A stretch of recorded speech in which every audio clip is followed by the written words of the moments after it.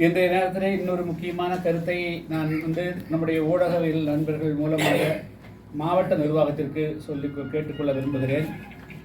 கடந்த நவம்பர் மாதம் முதல் வாரத்தில் நம்முடைய தமிழ்நாட்டில் இருந்து ஆப்பிரிக்க நாடுகளில் ஒன்றான மாலி நாட்டிற்கு பணியாற்ற சென்ற 5 பேர், குறிப்பாக தூத்துக்குடி மாவட்டம் ஒட்டப்பிடாரம் பகுதியை சேர்ந்த புதியவன், பொன்னுத்துறை, பேச்சிமுத்து, அதே போல தென்காசி மாவட்டத்தை கடையலூர் அருகே இருக்கக்கூடிய கிராமத்தை சேர்ந்தவர்கள் இசக்கி ராஜ், அதே போல தளபதி சுரேஷ் ஆகிய 5 பேரும் அங்கே, அதாவது அவர்களெல்லாம் மின் இணைப்பு பொருத்தக்கூடிய ஒரு நிறுவனத்திலே, பம்பாயை தலையிடமாக கொண்ட நிறுவனத்திலே பணியாற்றி வந்திருக்கிறார்கள்.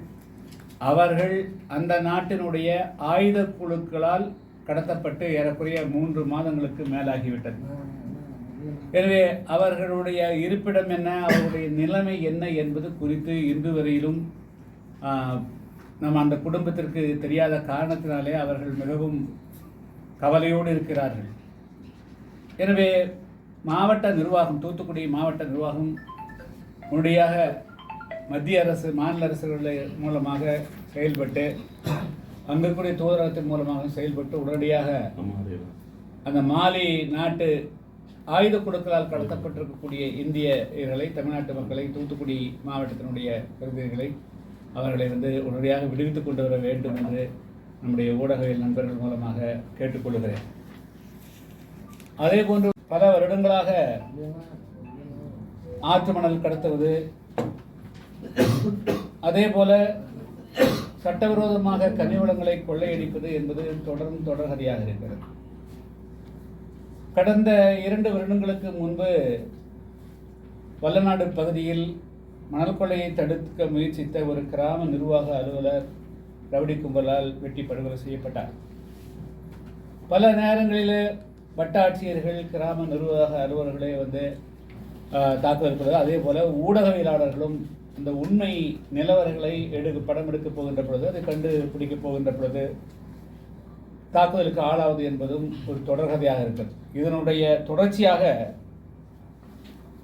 கடந்த 2-3 தினங்களுக்கு முன்பு கரூர் பகுதியில் மணல் கொள்கிறார். அவர்கள் இன்றும் சிகிச்சை பெற்று வருகிறார்கள். அதில் மிக முக்கியமானது என்று சொன்னால், ஆளுங்கட்சியினுடைய சட்டமன்ற உறுப்பினரே பழனியாண்டி என்பவர், அவருடைய குவாரியிலேயே இந்த சம்பவம் நடைபெற்றிருக்கிறது. அவரே இதில் சம்பந்தப்பட்டிருப்பதாகவும் செய்திகள் வருகின்றன. அதுக்கான ஊடக செய்திகள் எல்லாம் வெளியே வந்திருக்கிறது. ஒரு பக்கம் இது போன்று கனிம வள கொள்ளைகள் தடுத்து நிறுத்தப்படும் என்று சொல்லுவது, இதுபோல் நடக்கக்கூடிய அத்துமீறி நடக்கக்கூடிய சம்பவங்களை வெளி உலகத்துக்கு கொண்டு வந்தால் அது கொண்டு வர வேண்டிய கடமை பத்திரிகையாளர்களுக்கு இருக்கிறது. அதுக்காகத்தான் பத்திரிகை இருக்கிறது.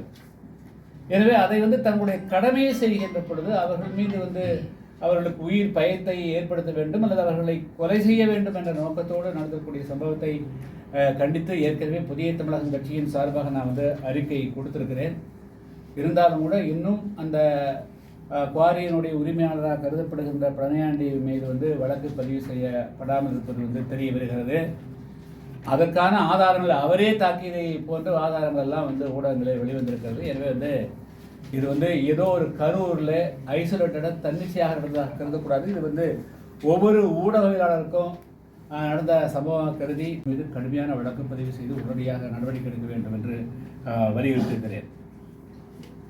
மீது ஏதாவது கேள்வி? அதாவது சட்டமன்ற தேர்தலுக்கு இன்னும் நாட்கள் இருக்கிறதுங்க.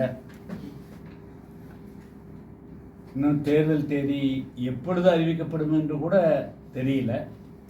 இருந்தாலும் ஏப்ரல் மாதத்தில் இல்லை மே மாதத்திற்குள்ளாக தேர்தல் வரும். தேர்தலை சந்திப்பதற்காக கள அளவில் புதிய தமிழகம் கட்சி நான் கடந்த 2 வருட காலமாக எல்லா கிராமங்களுக்கும் சுற்றுப்பிரயாணம் மேற்கொண்டு கட்சியை கிராம அளவில் வலுப்படுத்தி வந்திருக்கிறேன். அதை தொடர்ந்து நாங்கள் மாநாடுகளும் நடத்தியிருக்கிறோம். நல்ல ஆட்சி தமிழகத்தில் 2026 மலர வேண்டும் என்று விரும்புகிறோம். ஊழலற்ற ஆட்சி ஒன்று வரணும், கனிவள கொள்ளை இல்லாத ஆட்சி வரணும், தமிழ்நாட்டில் வந்து மதுவால் வந்து இளைஞர்கள் மிகப்பெரிய அளவுக்கு சீர்ந்து போயிருக்கார்கள். அதுக்கு வந்து ஒரு தீர்வு வரணும். அதே போல் அரசு வேலைகளுக்கு பணம் பெற்றுக்கொண்டு வேலை கொடுக்கக்கூடிய ஒரு அவல்நிலை இருக்கிறது. அதுக்கு தீர்வு வரணும். பெரிய தொழிற்சாலைகள் வருகின்றன, ஆனால் உள்ளூர் இளைஞர்களுக்கு வேலை வாய்ப்பு இல்லை.